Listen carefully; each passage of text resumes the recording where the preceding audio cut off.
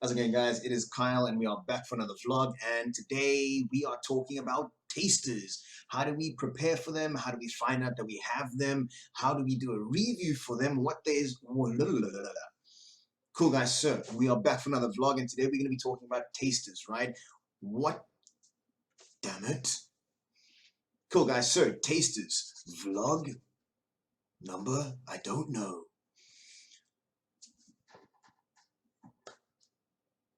How's it going, guys? It is Kyle and we are back for another vlog, and today we are going to be discussing tasters. So what exactly are we going to be discussing? Your preparation, where do you find it? How do I know I've got a taster? What do I put in the actual review? How do I structure a taster lesson? And lots more. So let's get straight into it and start.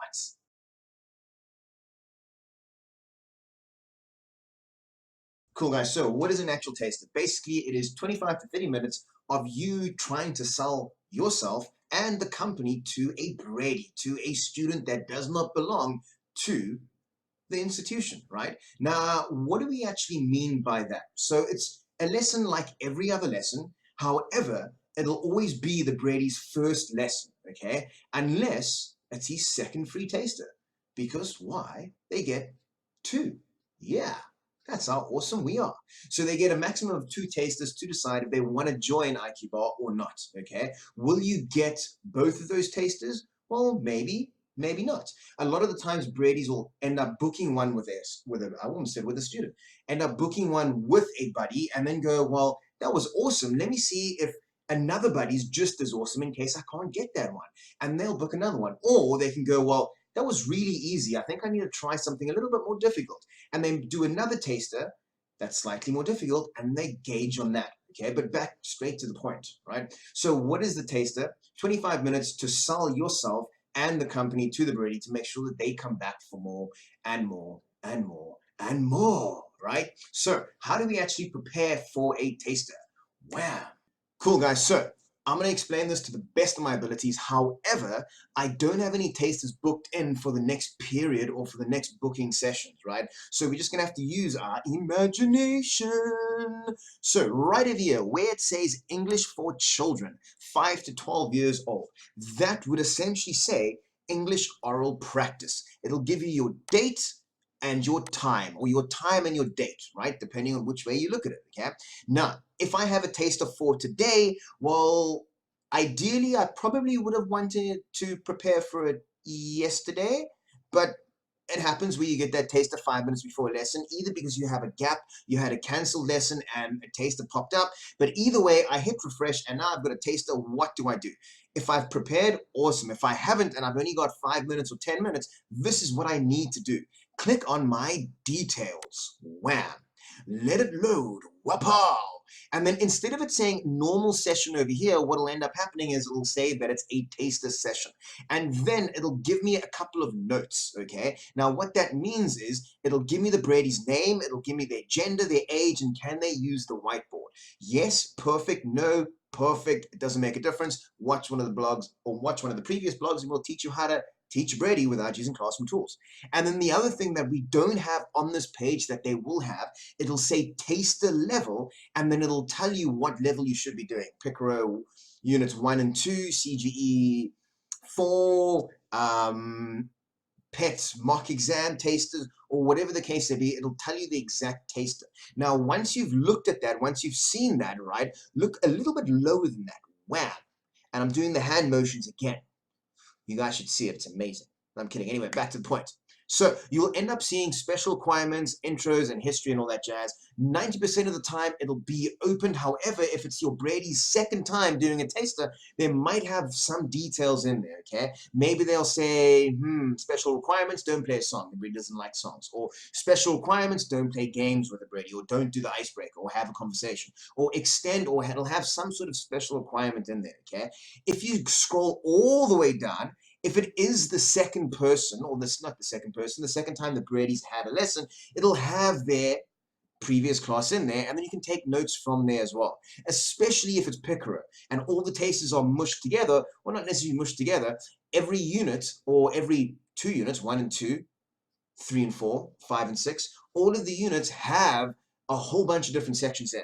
Okay, there's the alphabet, there's animals, there's colors, there's belongings, there's toys, there's a whole bunch of things. So make sure you scroll all the way down and actually look what was covered, okay? And that'll be in the introduction of the previous taster, if they've had a previous taster, okay? If they haven't, you're just going straight from the beginning, A for away. So let's return.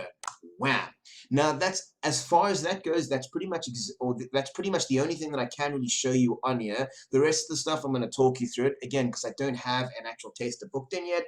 But as soon as you go into enter class, bam, your normal classroom vibe, it'll be there. And on the right hand side, right on the top, the first button where you normally have all your study materials, right? Again, the hand movements are going all over the show, but it's okay. You'll be able to pick whichever taster you need to go through, right? And if I'm preparing it a day before, well, look at it. It's going to be in the class all the time.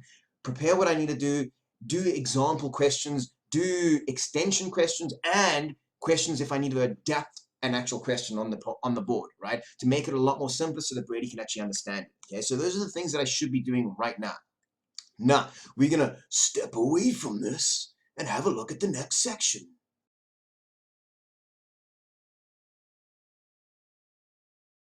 Cool, guys. So the next part of the... Cool, so let's move on to the next section. Now, like I said, and I can't stress this enough, if you have got a taster booked in, make sure that you prepare for it the day before. However, like I said, sometimes illness happens, cancellations happen, or you just get a late booking that you didn't have 25 minutes before that, okay? So one, we have to make sure that we are 100% comfortable with teaching any one of the tasters, okay? Now, this could be anything from your phonics to your Picaro to your CGE to your adult to your exam.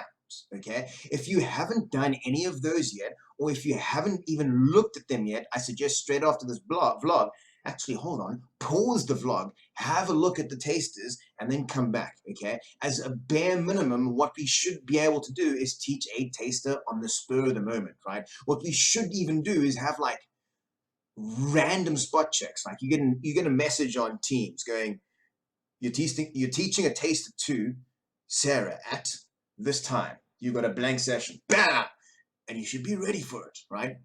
I'm not sure if I just gave them a good idea or if I just kind of messed myself over. I'm going to have to refresh everything straight after this. Anyway, back to the point, right? So like I was saying, make sure that you're aware and you are able to teach every single taster that we have, okay? That doesn't mean you have to study everything word for word. That means you need a general idea of what is in each taster or what each taster is about, right? Again, I'm going to say it, phonics, Picaro, CGE, and your adults. And then obviously your exam, right? Your exam preparations. Now, my actual structure, what do I do? The very first thing that I should be doing is logging in 5 minutes before the lesson starts. Once that's done and I've hit start, bam, Brady pops up, wham, what do I do? Hello, my name's Kyle. What's your name? And then start introducing yourself and getting him to or her to introduce themselves, right? Introduce themselves. There we go, great English. Anyway, moving on. What was I saying? It's completely sidetracked. So after you've asked for their names, I stick to 3 general questions. How are you? Or let me re-say that. What is your name? How are you? And how old are you? And depending on how well they get that done, I'll end up asking a couple more questions. Maybe I'll ask, what did you do today? Depending on their age. And then if they are, for example, even older, I'll expect them to say, maybe I'm fine, and you, or I'll start teaching them and you, and then start having a conversation as my warm-up or my icebreaker, okay? If they're a little bit younger, straight after those 3 questions, what do? We pop a song on, bam. If there is a special requirement that says, please do not play a song, well, don't play the song. Use an icebreaker or a game that's in the actual taster lessons. Again, if you look on the top left-hand side, I'm pretty sure I said right-hand side earlier, but if I did, I apologize for that. It is on the left-hand side. And then everything will be there. Right at the bottom, there's a whole bunch of game slides. If they aren't there, well, charades, miming, acting things out, which is miming, noughts and crosses. An awesome one that I like and is more educational is noughts and crosses with words. Make the board, wham, bam, and then wherever you would normally play, put a word in there. If the taster's on actions, well, different actions, jump, run, swim, dive, dance, and then they have to say the word, pronounce the word before they can actually play in that position, right? So different activities that they can do. If they say a special requirement, do not play a game, well, don't use a game as a warm-up or a icebreaker. Use a conversation or use the song. If they say don't use either, well, use your imagination, right? And think of something else on the fly, which it shouldn't technically be on the fly because you looked at the stuff yesterday, right? So straight after the game, we go straight into teaching the taster, right? Go through slide 1 as far as you possibly can. What that means is if you finish that taster, perfect. You should start extending on the information that you had. However, if you only get through the first slide because the Brady wasn't strong enough, right? Or the Brady didn't know what was going on, well, one, you should have dropped the taster level. And two, well, it doesn't make too much of a difference, okay? We need to make sure that we go at their pace, not at our pace, okay? Just because when we were 13 or 12, we were able to do this, this, and that, doesn't mean that they will be able to do the exact same thing. So go at the Brady's pace. Now, freezing right over there, and we're going to discuss adapting, extending, and moving up or moving down.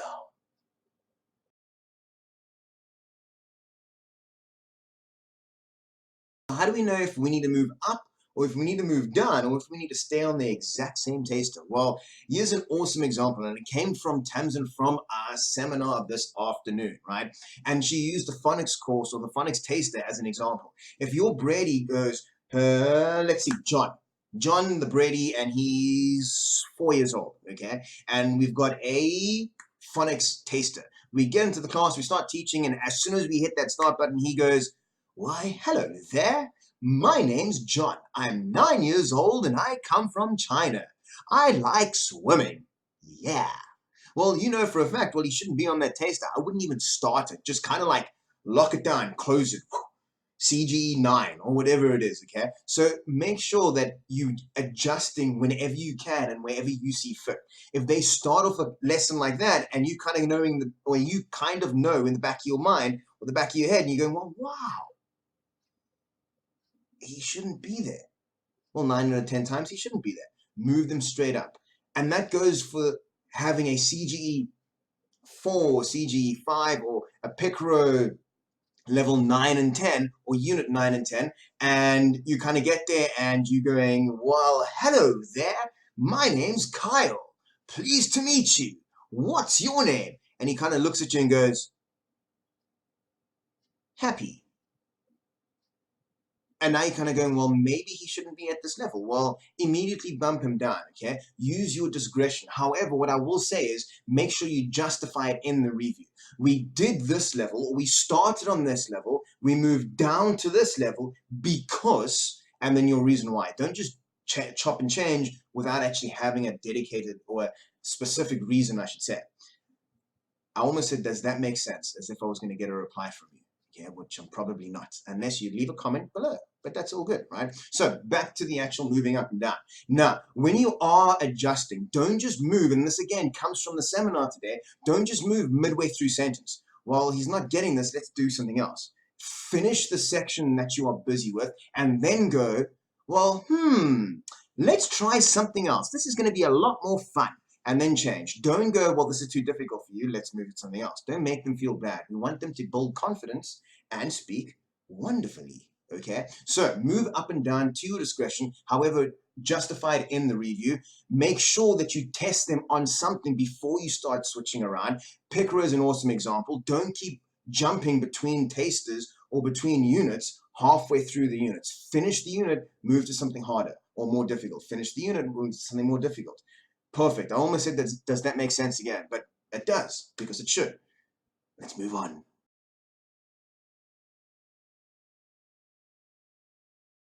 So guys, reviews, what does it actually mean? Now, generally a review is something that tells you what went well, what didn't go too well, and what needs to be improved in a normal session. Now that's perfect because little Johnny's mom is going to get that and he's going to read it or she's going to read it and go, well, perfect. You did great at this, you did terrible at that, you need to improve at this.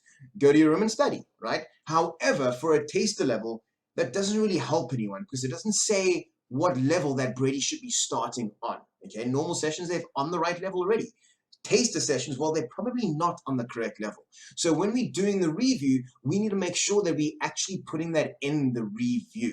Now, what that means, again, would be me saying something along the lines of, this Brady is amazing at this level. He'll benefit from a Brady that can extend on the material. He understands this perfectly. Maybe he should be bumped up to the next level. Maybe he should do another taster and try something more difficult. We started on Picro 1 or Picro Unit 1 and 2 with saying hello. However, he did amazingly at that, and we moved all the way to colors, which is towards the end, okay? Or animals or toys or whatever it happens to be that you move to. And then state that you moved because he found it too easy. And then the other way goes, or the other way around goes perfectly well as well. We started off over here, however, it was too difficult, therefore we moved over here. He would probably suit this level perfectly. And then Brent can obviously read the taster, watch the video and go, well, cool, perfect. That helps so much. As opposed to going, he can introduce himself, he knows his colors, he can't. He can't make sentences.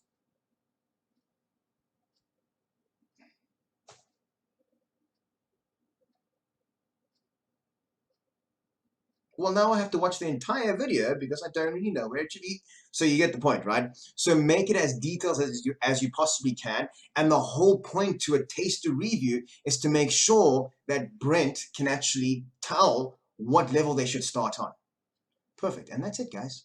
A for way. Catch you on the flip side. Cheers.